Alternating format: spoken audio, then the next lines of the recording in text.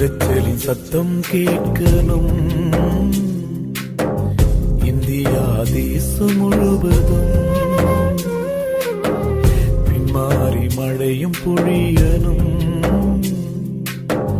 பாரத தேசம் முழுவதும். சபைகளெல்லாம் ஜெபிக்கணுமே, மகிமைக்குள்ளாய் நிரப்பணுமே. சபைகளெல்லாம் ஜெபிக்கணுமே, மகிமைக்குள்ளாய் நிரப்பணுமே. கிருபையின் வாசல் இங்கே அடைபடுதே, நியாய தீர்ப்பு நாளும் இறங்க